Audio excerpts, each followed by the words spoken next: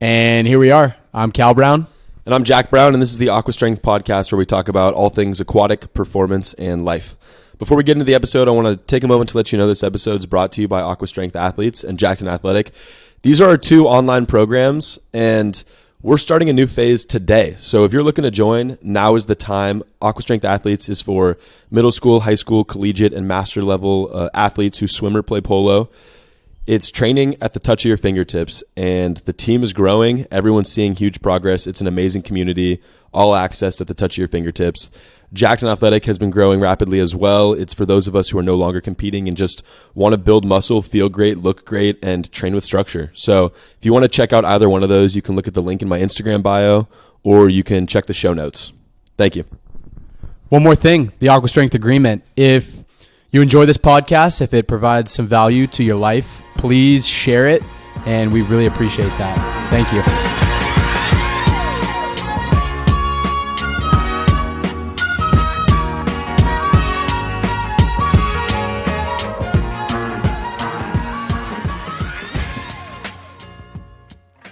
Getting right into it, man. Some of my best friends in life to this very day are people that I was teammates with at one point, or still teammates with at Masters.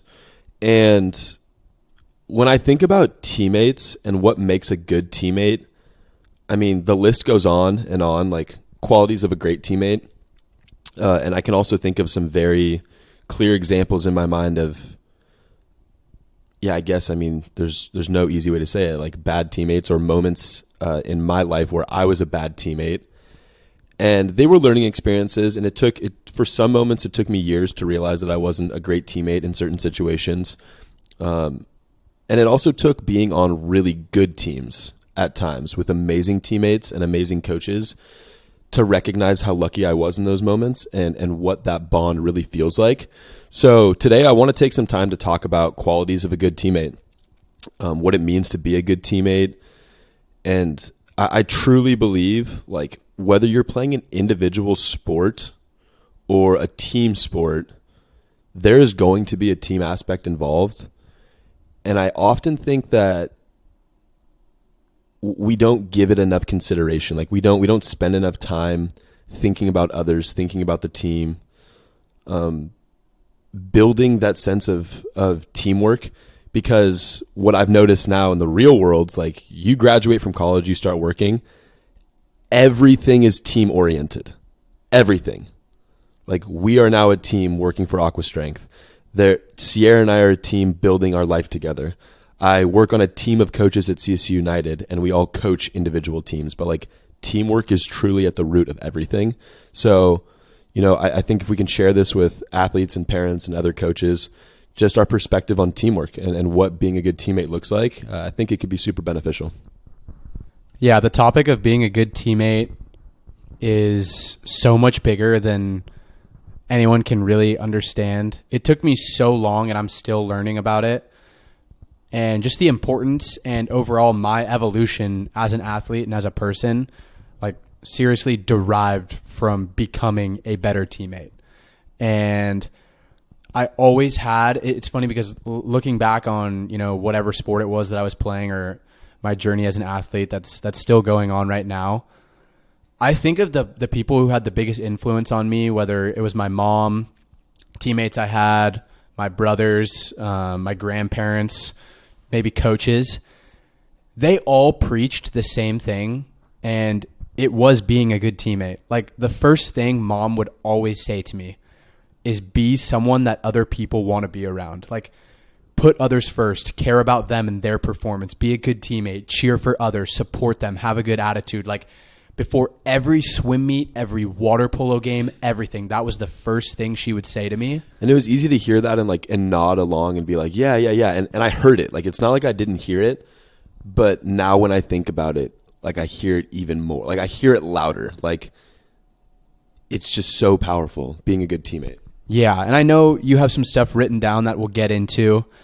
And I just love this topic because also, JB, when we talk about like being a good teammate, I feel like in my own experience, I kind of have had like aha moments in regards to this because in plain and simple terms, you're either being a good teammate or you're being not a good teammate. Like, you either are attentive to that fact and doing it, or you're not. And there's kind of not really an in between, in my opinion.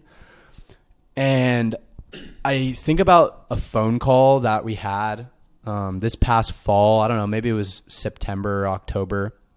And it was during my last season of water polo at Cal Poly, and we had an amazing team. Shout out to all the Cal Poly polo guys. If any of you hear this, I can't help but smile when I think about you guys. But just an amazing team. We were all so close, so bonded. And we all knew that we had a role on the team, and we were able to identify it. And I remember calling and talking to you about this and just saying like, oh, well, we have this guy and he does this, and, you know, things are looking really good. And I remember just being like so in tune with what my role was, and making sure that I just had the best attitude possible 24/7. Like, I was not the best player at all by any means, even close on that team. Like, we had so many stud guys who could have been playing at Division I programs, doing all that stuff. And I knew that my sole purpose on that team was to be the best teammate I could at all times, to have a good attitude, to support them, whether it's at practice, whether it's tournaments, when morale is low, whatever is going on, to hold us together and to be, you know, that guy. And I credit having that ability to you, to Mom, to B, to Papa and Grandma, to all the teammates who were role models for me. And I just am really passionate about this topic. And it's something that I really didn't get good at until recently. And it's something that I will always continue to improve at, because it is just so valuable. Yeah, man, it was really cool to see this season, the tournaments that I went to and watched, and the way you handled games, whether it was a good game or a bad game for the team as a whole. Like, your attitude stayed pretty consistent. And not to call you out, but like I've watched you compete your entire life, being your older brother. And I mean, there were absolutely times in middle school and high school where your attitude would spiral, and like, you know, you could be at water polo, and after the game, like, Mom and I would know, like, yo, don't talk to Cal. Like, he's not in the mood. He didn't get play time. He didn't win a sprint, or, you know, he made a bad pass. Like, something happened, and you would snap. And like, there was like a waiting period. Like, hey, don't talk to him. He's cranky. He's not talking to teammates. His head's down, and he'll be done pouting soon. You can go talk to him then. And like, and you would always listen. Like, after the fact, like, we would have a conversation, be like, yeah, you're right. I could have done this. I could have done this. I should have acted a little bit more mature. But it's hard when you're in middle school and high school. It's hard to remove yourself from those situations and think bigger picture. Like, every athlete is going to face, you can't just be the perfect teammate. Like, you can't just be like, oh, well, game's over, I'm going to check in and see how my teammates are doing. Like, that's totally unrealistic. Like, you're going to fight this battle. It was just really cool to see, like, not only have you learned, but now you're out there doing, or you were out there doing this season. I mean, yeah, the toughest game of the season. You guys are playing UCLA. Like, winning team moves on. That would have been your trip to nationals. And if you lose, season's over. And like, it was really hard. It was really hard to watch. And like, you were supporting your teammates the entire game. I mean, you were the first one after the game to walk up to guys, and you're giving them a hug and just letting them know, like, hey, like, that game is not you. Like, that game is not who you are. And you picked their heads up. Like, you got them back, because, I mean, that's a tough moment. It's a brutal moment. Yeah, and I just think about what you were saying about how I wasn't always a great teammate at all. And I did struggle with attitude issues and things like that. And I think that comes from like the whole experiences thing. Like, the reason why I know the importance of and try my best to practice being a good teammate and having a good attitude is because I know what the complete opposite end of the spectrum is. And like, I was kind of a shithead sometimes, like, to be completely honest with you. Like, at high school swim meets, like, I was all about me. And like, it's embarrassing to honestly think about sometimes and to have to admit that. But it's really what it was. Like, I didn't take the time of day to watch other people's races, to wish them good luck, to stand behind their lane and cheer for them. And it's one of like my biggest regrets as an athlete, honestly, because like, who am I to make something all about me and think that I'm important and that only I matter? But like, I still have time to change that and to be better about that. And so I am open and honest about that fact that like, I wasn't good at it, but that's what makes me so good at it now. And I care so much. Like, it's, I don't know, take this if you want, maybe you believe me, maybe you don't. Like, I genuinely care more about like other athletes than I really do myself. And I don't know, I think there's a lot of good juju that comes with that too. And you can't just say something like that. Like, you actually have to really believe it and do it, because yeah, you can lie to yourself about it, but like at the end of the day, like your actions show, what the truth is. And I try my best every day to live like that now as a good teammate, whether it's being a good brother, whether it's being a good uncle, whether it's being a good grandson, part of my family, wherever it is that I fit in with that, or at master's practice, or as a coach. Like, you have to be a good person. You have to have a good attitude. You have to support others, and you have to genuinely care. Yeah. I think experiences are the biggest learning tool. And I got a list here of just qualities that make a good teammate.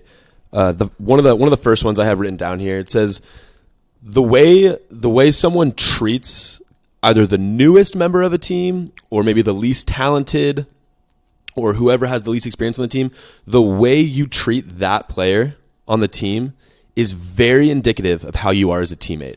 And one of the first stories that comes to mind for me, when I was a freshman in high school at Clayton Valley, I was fortunate enough to make varsity. It was one of the best water polo teams Clayton Valley has ever had. I mean, those of you who know Clayton Valley, there's no pool on campus at the time. This is 10 years ago now. No, longer, because that 10 years ago was my senior year. So yeah, like we're talking 14 years ago now. There weren't a lot of kids playing club. So it was really like high school water polo season is high school water polo season. Clayton Valley's team is hit or miss. And we had a talented team that year. We had kids that had already committed to Division I programs. And I made varsity. And it was one of the first times, I think it was the first time in my life that I ever really felt the impact of amazing teammates. Every single guy on varsity, which was primarily all juniors and seniors, there might have been like one or two sophomores, every guy made me feel like I was like a part of the team immediately. Like, I'm talking like seniors telling me after practice, like, oh, hey, let your mom know she's not picking you up. Like, you're coming out to eat with us. And I was like, but what? Like, I was like speechless. Like, no, come hang out. Like, oh, hey, what are you doing Friday night? Like, no, you're with us.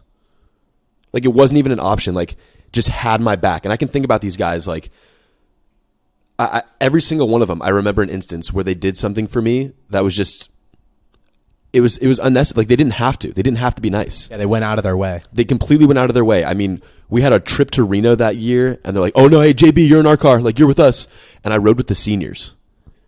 And, like, the entire drive where we stopped and got food. Like, they got me food. We're hanging out. Like, just totally welcomed. Never felt secluded. Like, I'd be getting playtime, and, like, they trusted me immediately. It wasn't like, oh, that's the freshman. Like, we got to see what he can do. Like, no, they were like, nope. Like, hey, here's the ball. Like, if it's you, you better lace it. Like, you better step up and be a shooter. Like, if you're going to be in there, you play with us. And they completely trusted me. And it was such a surreal feeling to be like a 14-year-old boy hanging around with 17, 18-year-old guys that like completely respected me. And I mean, at that point, like if we're going to be real, like, yeah, the end of high school, parties become a real thing. Like, driving is a thing. And to the kid who just left middle school, like, that's not a thing. And so if they said like, hey, there's a party this weekend we're going to, like, you want to go? I was like, no, like, I'm sorry. Like, I don't party. And that they were never like, oh, you loser. Like, you're not going to come out with us. Like, you're not going to, no, they're like, sounds good, buddy. Like, we'll see you on Monday at practice. And I was like, wait, they didn't judge me at all. Like, there was nothing negative about that. They invited me. I said no. They said, awesome. We'll see you soon. I had never experienced that. And it was surreal. And then I was so lucky, like, the same thing happened in college. I went to Cal Poly. Honestly, Cal Poly was not really my goal. I wanted to go play Division I water polo. There were a couple opportunities to play at like private schools or out of California, like just not very big programs. It would have been fun, I have no doubt, but like Cal Poly just worked out. I loved the campus. It was close to home. It was what I wanted. And I was pretty skeptical about water polo. I was like, what is this club water polo? Like, okay, we're going to play 2 months. The guys are probably just like, whatever. And yeah, I'll move on. I'll just be a student. Like, I guess my polo life is over. And that just was not the case at all. I showed up right off the bat. Again, there were fourth years. There were even a couple fifth years. And they're like, oh wait, where are you? Like, you're from the Bay Area? Oh no way. Like, where'd you go to high school? Where'd you play club? A few of the guys knew the club. A few of the guys had actually played at the club. And right off the bat, like, I mean, the first 2 weeks of Cal Poly season, they bring the freshmen, a select group of freshmen, like, you have to like reach out ahead of time and they have to get to know you. They bring you down and house you. So first day I drive down, I'm not even in the dorms. I'm living with a fourth year and a fifth year. And like, the first thing we did was we went out to lunch. Like, we got to know each other. We went to practice, and just immediately, like, they just made me feel like I was one of them. We hadn't even had tryouts yet. You train for 2 weeks before there's even tryouts. Like, I could have been cut. And first practice, like, oh my God, like, yeah, okay, we know that club. Oh, dude, that's so awesome. And like, just made me feel like I was a part of it. And then the whole season, like, I made the travel team with a few other freshmen, and we were never like the freshmen or like, hey, you have to do this, you have to do that, you guys aren't invited to this. Like, we were just a part of it. There was no question about it. They never excluded anybody. They never did things like privately.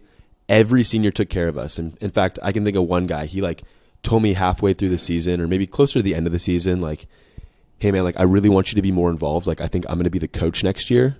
Because for club, you usually end up with like a fifth year as a coach or a fourth year, unless you're really lucky and you can find a coach in the area. He's like, I think I'm going to be the coach next year. Like, I want you to step up into a leadership position. I think in a few years, you're going to be the president or the vice president. Like, you're going to be a big part of this club. And he had only known me for like 2 months maybe.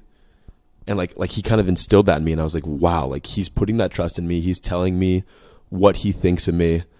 And it felt unreal to be valued and like seen, and not just like, oh, hey, like, you any good at water polo? Oh no, you suck and you're a freshman. Like, whatever. Like, care. Like, they could have been like that. They for sure could have been like that. Yeah, how you treat others regardless of the position that you're in, I think is so huge. And it's so cool to hear you tell like those two stories, because I know the exact guys you're talking about. And I'm not even on the team. I'm just the younger brother, and they made me feel like that. Like, when I was on the pool deck to watch your games, or, you know, on the travel trip, like with the fam, like going to watch, and they always just took time, like out of their day, out of whatever they were doing, to say hi, to give mom and dad a hug, to get to know us, to hang out with you. Like, it was so cool to watch from the outside and have, you know, those Clayton Valley guys or the Cal Poly guys be role models.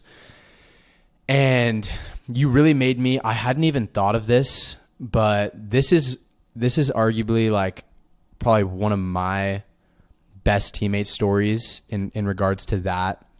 There was this summer, I think I was 14 years old. I was about to be a freshman, maybe. I think that's when it was. And I had like really started to kind of have like a breakout year in the pool, like swimming. I was still playing club polo in the summer. I was balancing the two. I was swimming year round for Terrapins, playing in the summer with 680.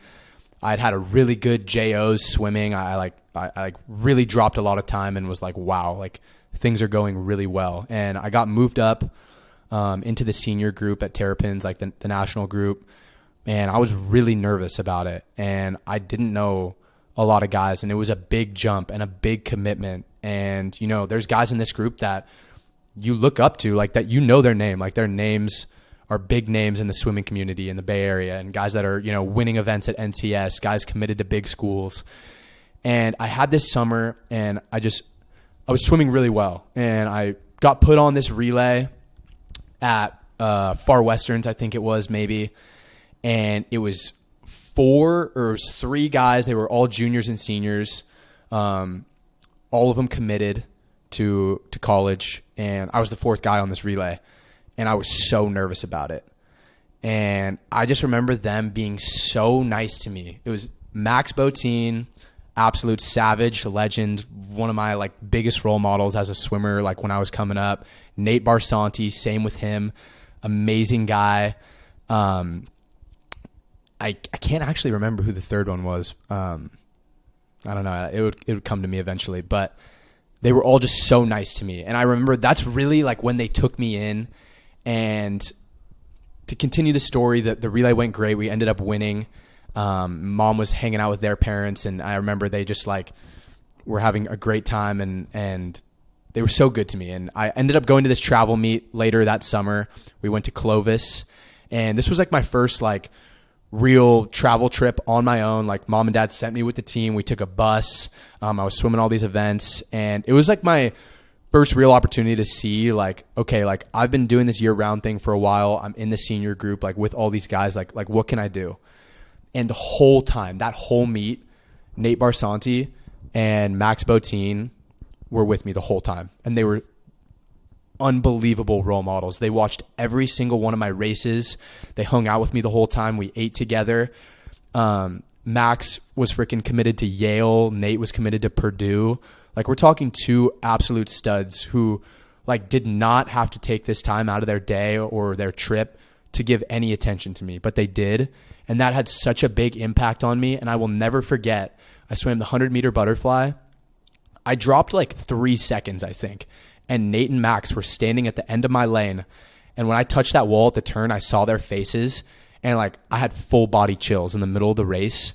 And I ended up going like a 59, like completely just not even expected. The first thing I did when I got out of the pool was I picked up the phone. I called mom, and like half crying, I told her like what I went. Like this was before the results were posted.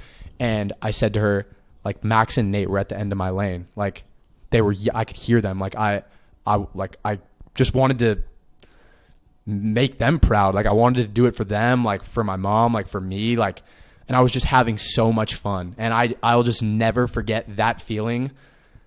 Like you can forget what people say, the things that people do, but like you'll never forget how someone made you feel. And like those two guys on that trip, and for the rest of the time that I swam with them, like made me feel like one of them and really inspired me to like be the best athlete and best swimmer that I could be. And I'll never forget that. Dude, I love that story. And you really said it best in terms of, you can forget some stuff, but you'll never forget the way people make you feel. And who knows, like if those guys even remember that, like maybe they do, like they probably do. Like, it's a pretty big moment. They're standing at the end of your lane, but like you will never forget that. Like you'll never forget that feeling. It's such a powerful feeling. And I think having moments like that teach you the impact you can have on others, right? Like you need to feel that. And it's really something that I try to think about now with coaching, both in the gym and at the pool. At different times a year, I'm coaching different age groups at water polo. So like in the fall, I usually try and help out a little bit with the 14 and unders because everyone else is in high school.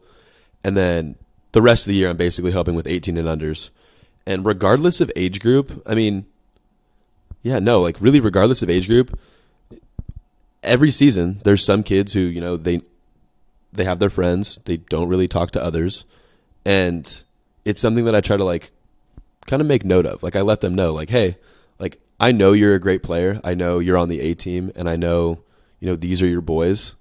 But like, just so you know, you passing with someone else or you like saying something to someone else, like polite, just being a good guy, asking them how their day's going, it goes way further than you can even comprehend.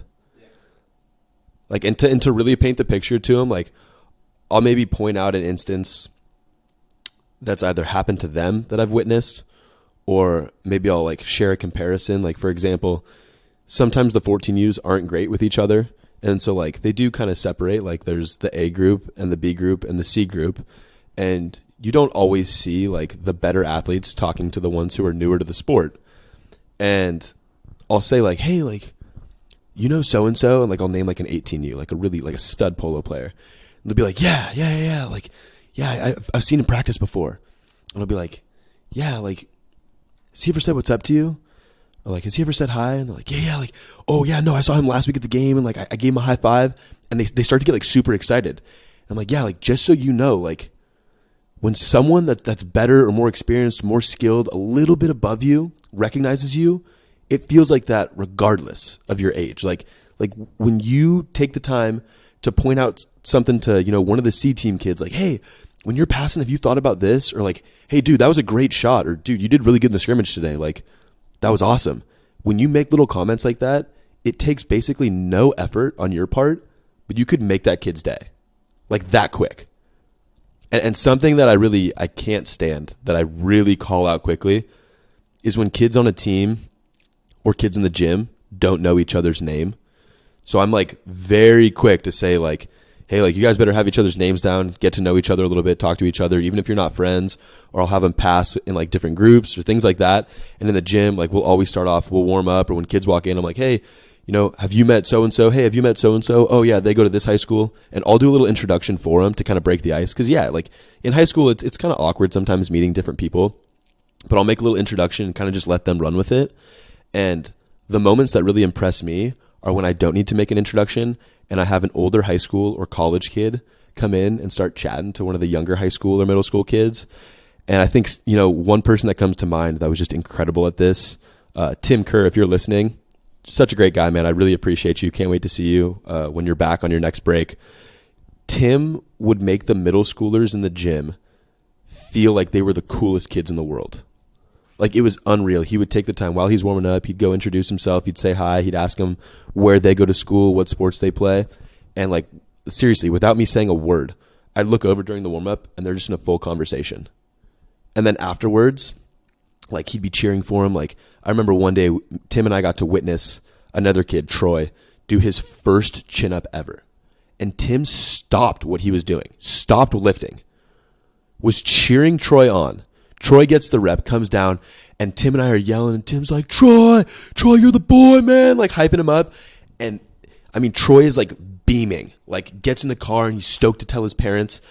And I remember talking with Tim later about that, just like, dude, like your support was unreal. Like you made that kid's day. And he's like, it wasn't even like a second thought to him. He's like, oh dude, it was amazing. Like we got to witness his first chin up. Like that was so cool. And I was like, yeah, man, like people like you impress the hell out of me, the way you can make other people feel so incredible.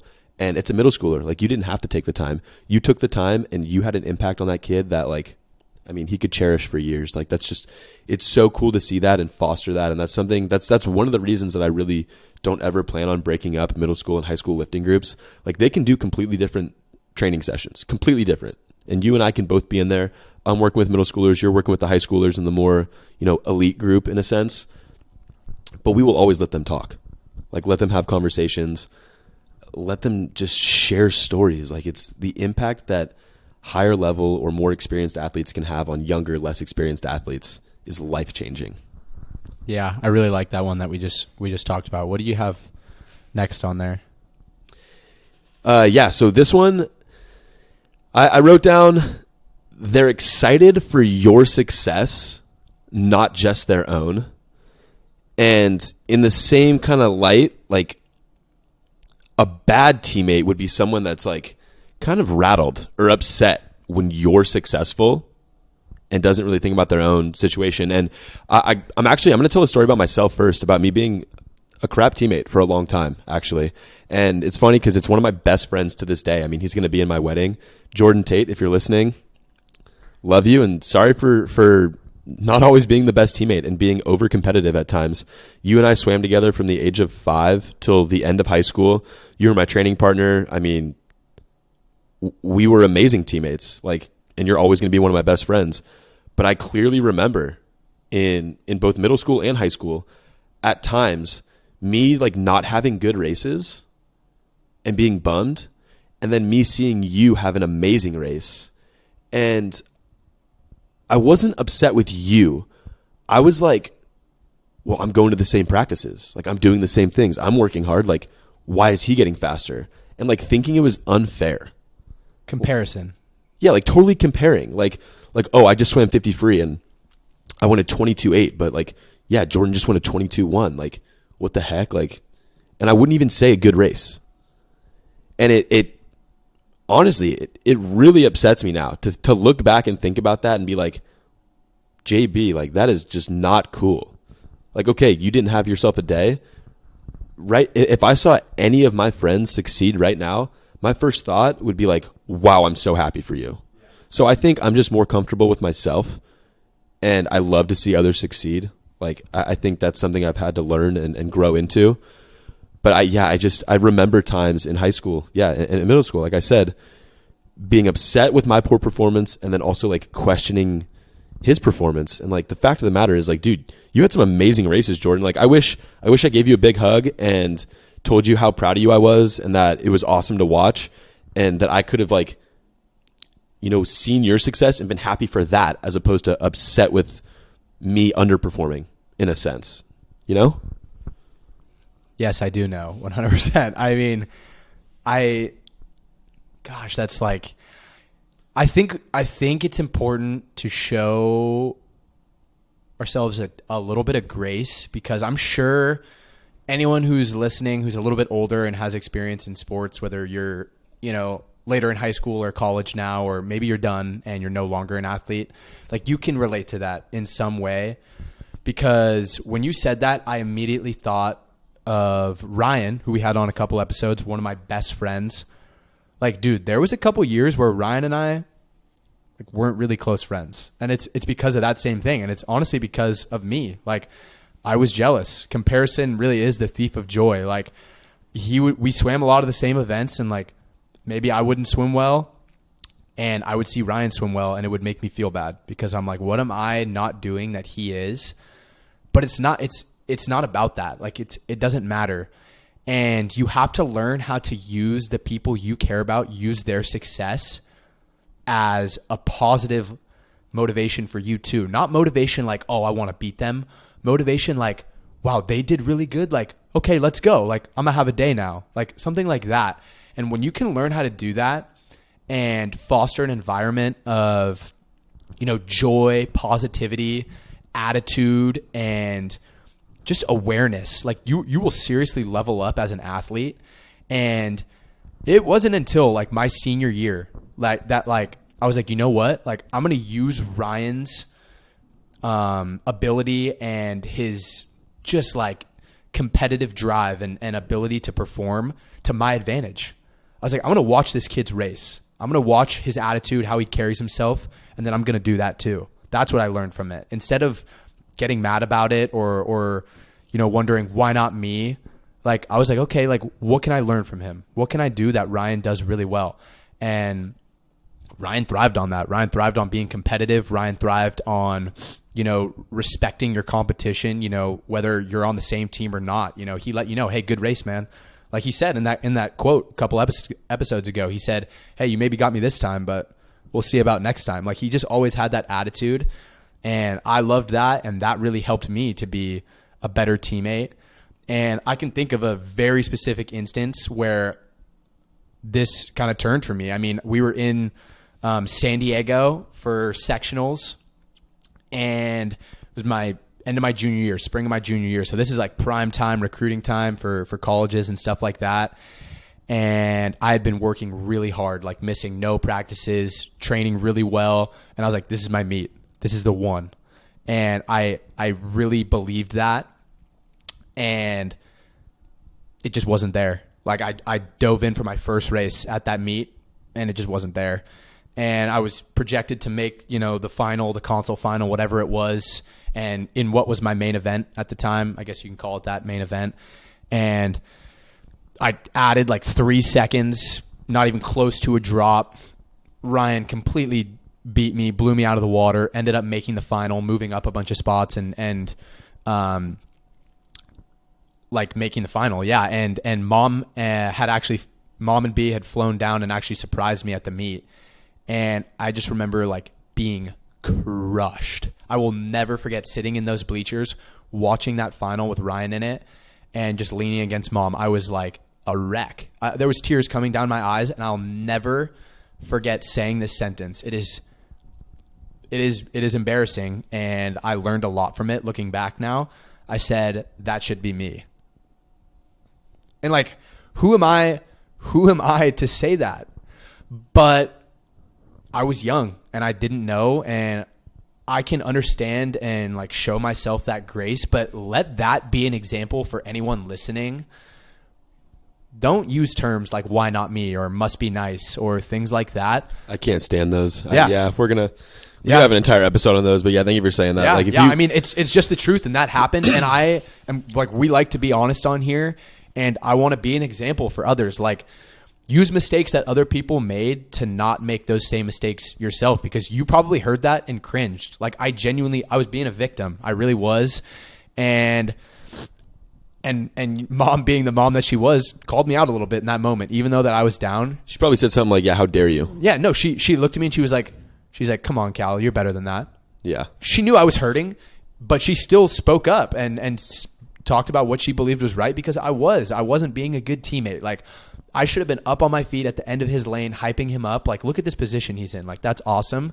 And my time will come. And that's what I realized is, like, your time will come, but you need to be happy for other people. You need to allow yourself to be happy. I mean, I think you can understand the evolution of this story is, like, you learn from those experiences, like we talked about before. And there is so much power in being happy for others, and like what that will fake. Get back it can't to. be fake either. Like, it's actually being able to recognize, like, yeah, I didn't have a great day today, and I'm not going to go pretend that I'm excited for someone. Like, no, oh wait, I didn't have a great day, but yeah, Cal had an amazing dude. Cal, that was awesome. Yeah. Like, I don't need to sit here and be upset and sulk for 30 minutes when I could go let you know you had yourself a day and I'm proud of you and you're my friend and this is so cool and, like, cherish this moment. You know? Exactly. And the fake thing is huge, because if I'm being completely honest with you, I can't really, like, explain to you how I got away from that. Like, I think it's just like I looked at the other people who I really liked, and I listened to mom, and I was put in positions where it was the other way around.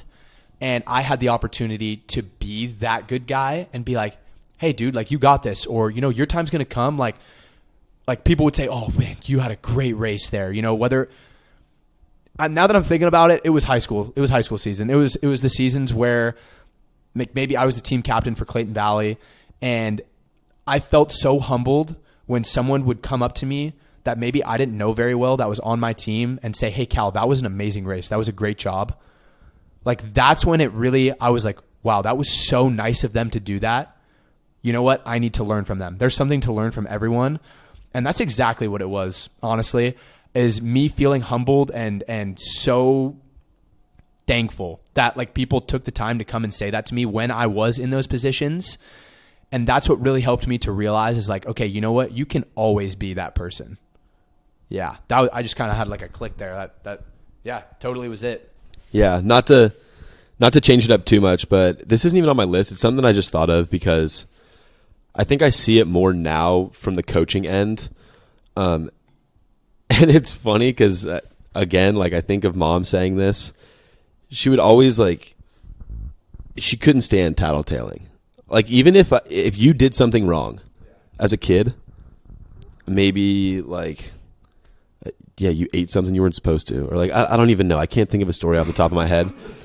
But if you did something, I learned really quickly, like, no, Jack, you don't go to mom and tell her what Cal did, because she's going to look at you and go, how about you mind your own business? Like, I'll handle it. And she would shoot it to me straight. Like, she would say it like that. And so I learned, like, really quickly, like, yeah, it doesn't matter what my teammates are doing or what anyone's doing. Like, I don't need to go rat them out. Like, if something needs to be said, either I say it to them and I have the conversation with them and we handle this right here, or I just shake it off because it's not my business. You know what I mean? And so, like, I can think about times, you know, when I was an athlete, being upset with certain kids' attendance at practice, at all levels, whether it was high school or college. Like, yeah, I wish so-and-so was here more often, or I wish they prioritized this, or I don't think their effort was great today. And yeah, I never went to a coach with it, because that's not my business. Like, if it's my team and I want the team to do well, here are the options. I can go talk to the kid and say, hey, you haven't been here much the past couple weeks. We have a huge tournament coming up. Like, we would really appreciate if you could be here. And then also, you know, I need to hear him out. I mean, what if that athlete turned to me and he was like, hey man, I'm not missing, like, to piss you guys off. I have this class at this time every day. I couldn't take another section of this class. I need to take it to graduate. Like, boom, slap in the face, JB. Guess what? Club water polo isn't as important as graduating. Like, there were moments like that where it's like, okay, like, I'm glad I didn't go elsewhere. And the reason I bring this one up is because I see it a lot now with the athletes that we work with in the gym of all sports, saying things like, oh yeah, like, well, so-and-so told coach that, like, they're upset with my effort level, or like, yeah, like, coach told me today, like, a lot of kids have been coming to him talking about my attendance. And it blows me away. I'm like, okay, wait, so a teammate told your coach they're upset with the way you are training or showing up. Do they know that you're going to physical therapy, or that you have family struggles right now, or that you have a huge test coming up, or this or that? Or do they know that you're fully capable of dictating your own schedule, and maybe you decided to pull back on 2 practices a week because it makes you feel better and function better, and there's something else going on? Like, I if this offends anybody or is a little bit triggering, like, I challenge you to think about it. I don't think you're ever in the right to go to a coach or other teammates and complain about someone behind their back, ever. And I don't care, maybe they are being a bad teammate. Maybe they're just missing because they want to miss, or they're partying, or they're doing something. You still don't go to someone else with that matter. Like, either mind your own business and move on, and at some point that person will no longer be on the team because they didn't prioritize it, and they'll learn that lesson. Or you can go talk to them person to person and make sure you're listening when you talk to them, and not just lecturing them and trying to be their parent, because you have no right. Like, you have no right whatsoever. You know what I mean? Like, it's an okay conversation for coach to talk to athlete, or athlete to talk to coach. That's fine. When that third party gets involved, or sometimes I'll even hear like parents talking behind kids' backs. And I know, like, most parents mean well, most athletes mean well, but like, when I hear parents say, oh yeah, well, have you heard about so-and-so, and like, they don't even do this and they don't even do that, and so-and-so's kid. And I'm like, hey, yeah, can we please not talk about that? Like, if I'm talking with a parent, I'm down to talk about their athlete or their life or anything going on. We are not going to gossip about other kids and their practice attendance, their effort level, their level of play and competition. Like, you don't speak like that. That is a horrible culture, and we don't want any of that. Treat others the way you want to be treated. That's exactly what it comes from. And it's the same thing Mom would always say. Like, you never know what someone's carrying around with them. And you also mentioned maybe there isn't a lot going on, and maybe they are just missing. That will be resolved on its own. But don't make assumptions about other people. Like, you have no idea what is going on. And I have a prime example of this. I will never forget this moment because I felt like a piece of crap. Like, this person really made me feel bad, but then went out of their way to fix it. I was out of practice. I think I was 14 or 15 years old. It was swim practice in Concord, and I hadn't been there that much that week. We had a lot going on. Mom was like in the hospital at this time or something. Something was going on, and it was a lot. I just didn't make it to a lot of practice that week. And I was on the wall talking with some people, like, in the middle of a set, and they were saying something. I don't even remember what we were really talking about. And my coach was standing right above me in my lane. He goes, oh, yeah, well, where you been this week? And that was just it for me. I just looked him right in the eyes, and I was like, oh, yeah, well, I've been at the hospital with my mom, and, like, pushed off. And I remember, like, feeling bad for saying that, but I was like, you know what? Like, no, I don't feel bad because, like, you don't know what's going on when I'm not here. So, like, who are you to say that to a 13 or 14-year-old kid? You know what I mean? And when I got back, like, to the wall after whatever lap I swam, he pulled me out and was like, Cal, I am so sorry. I am genuinely so embarrassed at the fact that I just said that to you.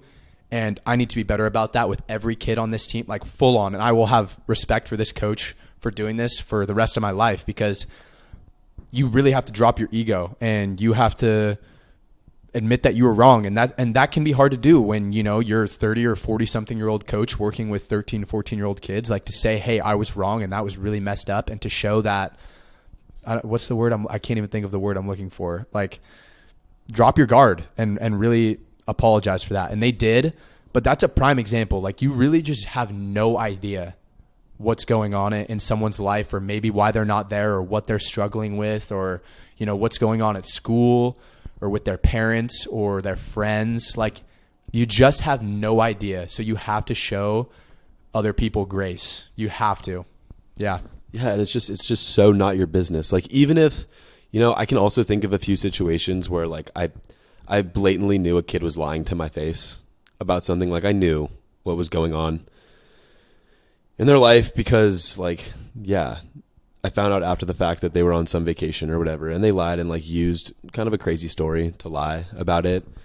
And I was like, yeah, I could confront them or just like not, because if they're going to lie, they're going to have to learn that lesson on their own at some point. Like they're going to. Like, good luck lying to your boss. Miss work a few times. See what happens.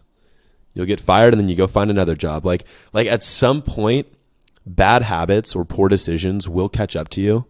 And I don't need to be the one to help you resolve those. You know, like it's not on the coach. It's not on another athlete. So, I mean, moral of the story, like I would just say, if you've ever been the athlete to try and like, you know, rat out another teammate or get an edge because they're not doing this, so you're going to call them out, you're going to tell coach, and you're going to tell all your other teammates, and you're going to exclude them or keep them out of the Snapchat group, or you're going to just do something that's just flat out rude, just mind your own business. Like that's it. Just take care of you and look out for others. Maybe ask them how they're doing. Like if there's a kid that's really bumming you out, maybe check in on them. Maybe they need a friend and they need a teammate and they need some support, and you can be that shining light in their life as opposed to the person just giving them a hard time, you know? So did you have any other points? Like that's kind of what I had for today. I know this is a shorter episode, so. No, I was just going to say, I think we had a lot of great examples and like stories to go along with those examples. And I learned a lot just talking about this right now. But yeah, overall, like being a good teammate is something that you can always be working on, always doing, no matter if you're a good teammate already. Like if you heard these things we talked about today and you're like, hey, I do that. That's awesome. Cool. Keep doing it. Find other things to be good at. Parents, I hope you enjoy this episode too, because there's a lot to learn from it overall. No matter what age you are, like you're always part of a team, whether it's your family, whether it's work, whether it's whatever you're doing, masters, who knows? Like you can always be a good teammate. You can always be a better teammate. So and I love this. I have an action step real quick. Like if you listen to this, we appreciate you. Thank you so much for listening. And we're going to continue to share information. But I want, if you heard this today, I challenge you to go out and talk to someone that maybe isn't getting attention. Speak to a teammate that is newer or inexperienced or maybe doesn't seem to have a lot of friends. Like, and it doesn't matter if you're a parent, a coach, an athlete, whatever. Go try this out. Like you can really make someone's day. You can be an amazing person. You can cheer someone up with a couple words, and it may not seem like a lot to you, but it could change their day, their week, their month. Like it could have such a profound impact. And at the end of the day, having an impact is huge. I mean, you're a teammate for life. This isn't just sports related. This is family. This is work. This is, for all your time here, you're going to be a teammate. So make sure you're a good one. Yep. We like to say, go be the best Jack Brown you can be. Go be the best Cal Brown you can be. So go be the best you can be. Thanks for tuning in. Hope you enjoyed the episode today. Peace. Peace.